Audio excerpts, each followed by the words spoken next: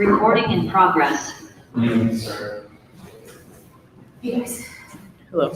Can you guys talk a little bit about the process of finding your way back in that second round? That was all you, sister. Yeah, it was a grind. Obviously, down two significant players. All you can do is grind. It was a tough situation to be in. I don't necessarily agree with it, but we fought back. I think the biggest issue was just the turnovers. If you take those away, I thought defensively we played a pretty good game. But yeah, ultimately we just had to fight. And then can you just share your reaction to the 3 ejection? That was a pretty significant moment in the game. Pretty wild.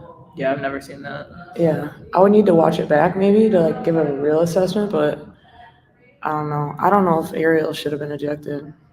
She was just holding it down. Yeah, because I asked for an explanation of if players leave the bench from the opposing team, and apparently it's a college rule that if they get on the court that it's automatic ejection. But in our league, she said if they get on the court to de-escalate, then it's not an automatic ejection. So that was another explanation I got that I didn't know. So maybe, like Rachel said, maybe if I watch it back, I'll see something that I couldn't see from the bench, and it'll be clearer. But Now, Ariel Atkins, we know that she's the veteran team, and the media, she also the veteran players on the court. Can you talk about having a veteran team who's working to do that? yeah, Ariel is one of one. As obviously as a player, as an Olympian, but as a person, more importantly. And I think she just does a great job of lifting everybody up. And so we just tried to emulate that as much as possible. Obviously, you can't replicate it the way that she does, but the way that she elevates every single player on the team is pretty invaluable to us. And you talked about the turnovers right there in the factor, and I know that Coach said that all the time about limiting turnovers. Can you speak on what actually led to those turnovers and how it impacted the game? Pressure on the guards.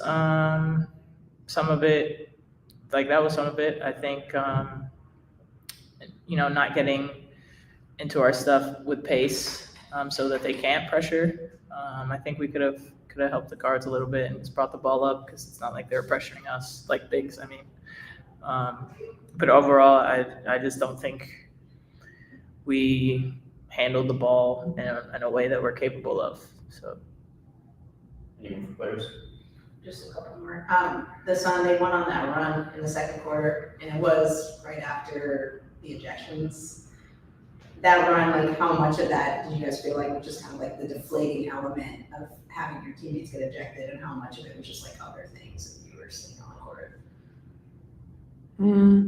Maybe a mix. yeah. I don't know. They hit some tough shots Yeah. that we were okay with, some of the ones that they were taking, because it's the ones that we wanted to give up. But they definitely took that energy and brought it on offense. So maybe a little bit of a mix. And then Seth got the start tonight. Just what did you guys see from her play tonight? Yeah, I think she just tries to get us into sets. Obviously, they try to pressure her a little more, but I played with Sev. I know what she's capable of. I thought it was a good call, just to try to keep Rachel off the ball a little bit. So, yeah. And piggyback on that, Rachel, you got 3 ball handlers out there to go with 2 bigs. Talk about having 3 ball handlers out there who's willing to pass and make good decisions. Yeah, it's really nice. It gives me a lot of relief. It's been great having Ariel back, and then obviously adding Sev. It's just, like you said, just having 3 ball handlers, and then our bigs who set such good screens. It really frees up so much. Because for a while when we were looking a little skim, it was tough. It was really tough. So it's been really nice to not have to you kind of can breathe a little bit. Just one last one up just about Camila. I know we've talked before about you wanting her to be more aggressive, don't pass it out, girl. Yeah. And her third quarter, I think she took almost 10 shots. Mm-hmm. had a good, very good second half with like a lot of assertiveness. So Yeah. do you think she kind of recognized maybe like she needed to step up just with the players out and Definitely. Yeah, Yeah, 100%. definitely. I mean, we harp on her all the time, like almost probably annoying her. But we don't care because she has to do it. We need her to do it. She's good enough to do it. And she's going to continue to get better. So we really rely on her to be aggressive down low. And then when she does that, it frees up stuff for us too, because she's a good passer and can hit us outside of when she gets double, triple teamed. So we really need that from her. But I thought she played really well. I'm really proud of her. The bounce back that she had and just being so aggressive today. Thanks, players. Thank you.